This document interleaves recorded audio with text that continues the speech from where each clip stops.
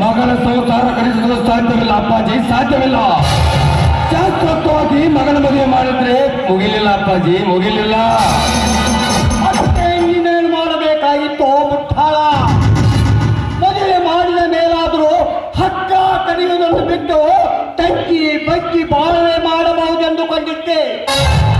ಆದ್ರೆ ನೀನೆತ್ತ ಸಾಗುತ್ತಿರುವೆ ಎಂಬುದನ್ನು ಒಂದ್ಸಲ ಕಂತೆಲ್ಲ ನೋಡಪ್ಪ, ನೋಡು. ಅಪ್ಪಾಜಿ, ನನ್ನ ಮದುವೆ ಮಾಡಿ ಅಂತ ನಿಮಗೆ ಯಾವತ್ತಾದ್ರೂ ನಾನು ಕೇಳಿದ್ದೆ? ನಿಮ್ಮ ಸ್ವಪ್ರತಿಷ್ಠೆಗಾಗಿ ಸಂಭ್ರಮ ಸಡಗರದಿಂದ ಶ್ರೀಮಂತರೆನಿಸಿಕೊಂಡ ಸಸಿಯನ್ನು ಖರೀದಿ ಮಾಡಬೇಕಾಗಿತ್ತು ನಿಮಗೆ. ಅದಕ್ಕೆ ಹರಕೆಯ ಕುರಿಯಂತೆ ಹೊರನಾಡದೆ ಮದುವೆ ಮುಗಿದೋಯ್ತು. ಗೋದಾವರಿ ನನ್ನ ಹೆಂಡತಿ ಆದರೂ ನಿಮಗೆ ಸಸಿ ಆದರೂ ಅಷ್ಟೇ. ಹೌದು, ಮದುವೆ ಎಂತಾದ ಮೇಲೆ ಸುಖವಾಗಿ ಸಂತೋಷವಾಗಿ ಸುಂದರವಾಗಿ ಸಂಸಾರ ಮಾಡಿಕೊಂಡು ಮಾಡಿದಪ್ಪ. ಅಪ್ಪಾಜಿ, ಮದುವೆ ಅನ್ನೋದು ಮದುವೆ ಮಾಡುವವರ ತೀರ್ಮಾನವಾಗಬಾರ್ದು. ಮದುವೆ ಅನ್ನೋದು ಮನಸ್ಸುಗಳ ಸಮ್ಮಿಳಿತದ ಒಮ್ಮತದ ಮದುವೆ ಆದ್ರೆ ಅದು ಸಂಸ್ಥಾನವೆನಿಸಿಕೊಳ್ಳುತ್ತದೆ. ಮದುವೆ ಮಾಡಬೇಕಾದ ನೀವು ಒಮ್ಮತದ ತೀರ್ಮಾನ ತಗೊಂಡ್ರೆ ನೈತಿಕ ಧೈರ್ಯ ಇಲ್ಲದ ನಾನು ಬಾಯಿ ಮುಚ್ಚಿಕೊಂಡು ನಾಟಕದಲ್ಲಿನ ಪಾತ್ರದಂತೆ ಮದುವೆಯನ್ನು ಶಾಸ್ತ್ರವನ್ನು ಮುಗಿಸಿಬಿಟ್ಟೆ ಅಷ್ಟೇ.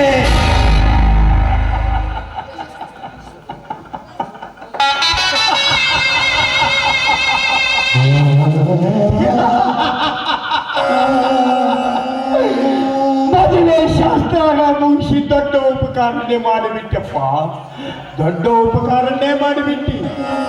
ಶಶಿಕಾಂತ, ಆ ಪಾತ್ರದ ಹೆಣ್ಣು ದುಡ್ಡು ಕೊಟ್ಟವರೊಂದಿಗೆ ಅಚ್ಚಟ್ಟ ಮಲಗುವ ಮುಂದೆ ನೀಚ ಹೆಣ್ಣು.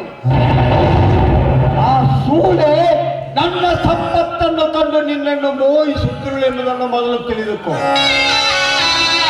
ನಾನು ಸತ್ತ ಮೇಲೆ ಈ ವಾರಸುದಾರ ನೀನು. ಶಶಿಕಾಂತ, ಇಟ್ಟುಕೊಂಡವಳು ಇರುವ ತನಕ ಕಟ್ಟಿಕೊಂಡವಳು ಕೊಳೆದು ಎಂತ ಸಂಕಟ ತಡೆಯಲಾಗದು. ಮತ್ತೊಮ್ಮೆ ನಿನಗೆ ಕೈ ಮುಗಿದು ಕೇಳಿಕೊಳ್ತೀನಪ್ಪ. ಅಣ್ಣರ ಮನೆ ಹೆಣ್ಣು ಈ ಮನೆಗೆ ಮಗಳಾಗಿ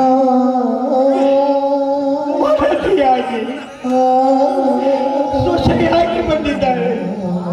ಅಂತವಳ ಮನಸ್ಸನ್ನು ನೋಯಿಸಿ ಆ ಹೆಣ್ಣಿನ ಕಣ್ಣಲ್ಲಿ ಕಣ್ಣೀರಿ ಹರಿಸಿ ಆ ಹೆಣ್ಣಿನ ಶಾಪ ಈ ಮನೆಗೆ ತಟ್ಟುವಂತೆ ಮಾಡಬೇಕು, ತಟ್ಟುವಂತೆ ಮಾಡಬೇಡ.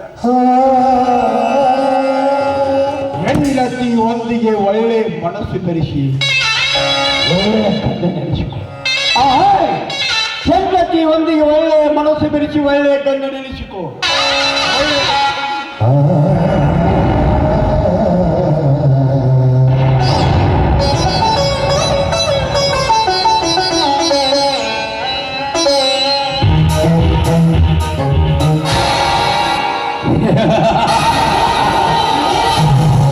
ಒಂದಗಳ ಹೆಚ್ಚಿನದು, ಒಂದಗಳ ಕೊನೆಯನದು.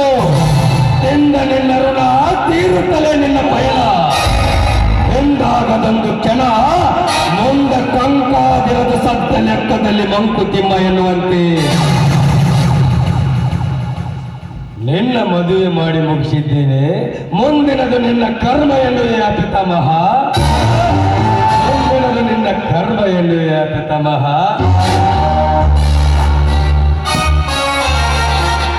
जिंदगी की राह